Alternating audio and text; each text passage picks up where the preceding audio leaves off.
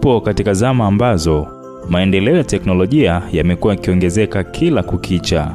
Maendeleo haya kwa upande mmoja yana faida, lakini kwa upande mwingine madhara yake ni makubwa mno.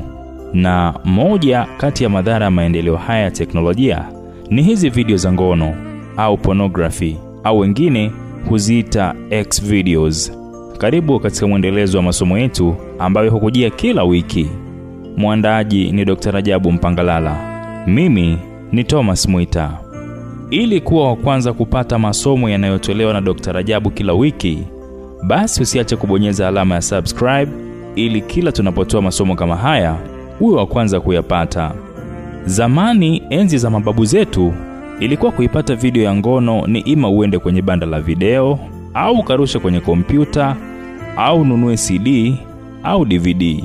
Kitu ambacho ni wachache waliokuwa wakiweza kufanya hivyo, na wengi walishindwa kwa sababu ya kuona aibu na kukosa pesa ya kununua CD.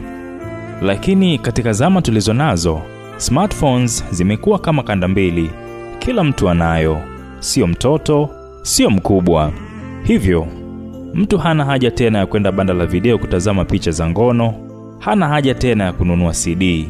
Anachohitaji ni bando lake tu la 500 au 1000. Anajipa raha mwenyewe, tena akiwa akajifungia chumbani mwake, hamna hata anayemuona.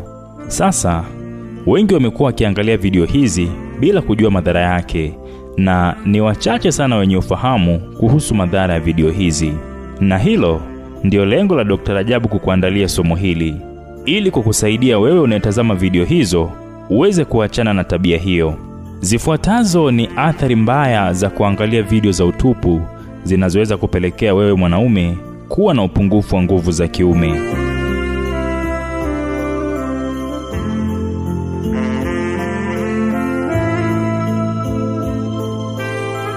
Athari ya kwanza ni kutopata ladha halisi ya tendo unapokuwa na mke wako. Mwanaume ambaye amewahi kutazama au bado anatazama video za ngono mara kwa mara au kwa muda mrefu, hufikia kipindi ambacho ili apate ladha ya kushiriki tendo, anatamani apate mwanamke kama aliyemuona kwenye video ya ngono. Na akishiriki na mke wake, anaona kama kuna kitu kimepungua. Na hii ni kutokana na mashepu anayoyaona kwenye video hizo pamoja na style anazoziona kwenye video hizo.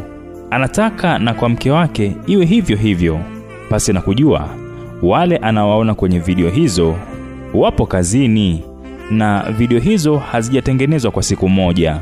Hayo maumbile unayowaona nayo, wengine wamefanya upasuaji, yani surgery, ndio wakapata hayo mashepu. Sasa wewe unataka na mke wako awe kama hao uliowaona kwenye hizo video. Matokeo yake ni kukosa hisia unapokuwa na mke wako. Nimewahi kukutana na mwanaume mmoja, alikuwa ni mwathirika wa kuangalia video za ngono sana, na ilifika hatua anapokuwa na mke wake hisia anakuwa hana kabisa. Sasa ili aweze kupata hisia za kufanya mapenzi na mke wake, inambidi aende chemba au chooni, kisha atazame video hata moja ndio uume wake usimame. Bila kufanya hivyo, siku hiyo tendo la ndoa halifanyiki. Hiyo ndio maana halisi ya utumwa. Hivyo basi, nakushauri wewe ambaye bado unatazama video hizi, ujitahidi kuacha mapema kabla ya kufikia katika stage hii. Athari ya pili, video za ngono ni kichocheo cha punyeto. Ipo hivi, kuangalia video za utupu hupelekea mtu kujichua. Hilo halipingiki. Na hii ni kwa sababu unapoangalia video hizi, hisia za kushiriki tendo upanda ghafla na kuwa juu sana. Na muangaliaji wa video hizi akikosa pa kutimiza haja zake haraka, hujikuta anajichua au anafanya punyeto. Hivyo kujikuta akipata madhara mara mbili, yaani madhara yatokanayo na video za ngono pamoja na madhara yatokanayo na punyeto. Athari ya tatu, video za ngono kupunguza uwezo kufikiri na kuongeza msongo wa mawazo. Mtu anapoangalia sana video za ngono, hufikia hatua ambayo muda wote anakuwa anawaza video hizo akilini mwake. Hawazi kitu kingine.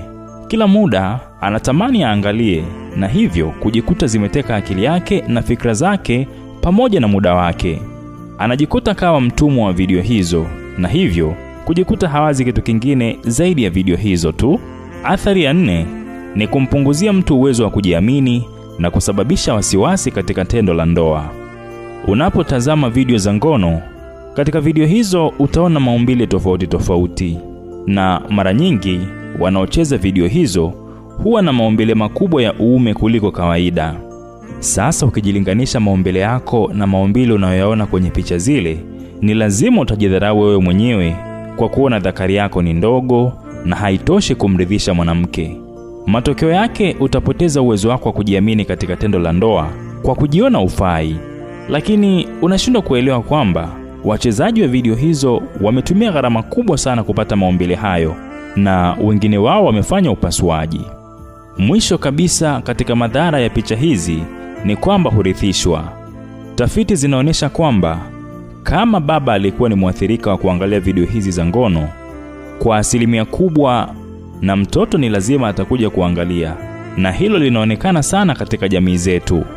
By the way, ili kuepuka utumwa wa video hizi za ngono, kwanza kabisa hakikisha una left magrupu yote yanayohusika na kutuma video kama hizi.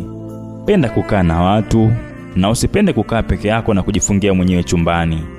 Fanya sana mazoezi ili ukifika muda wa kulala uwe umechoka na ukose muda wa kuzitazama video hizo. Na mwisho kabisa, muogope Mungu unapotaka kuzitazama video hizo, kwani ni kitendo ambacho yeye hakipendi na anakichukia.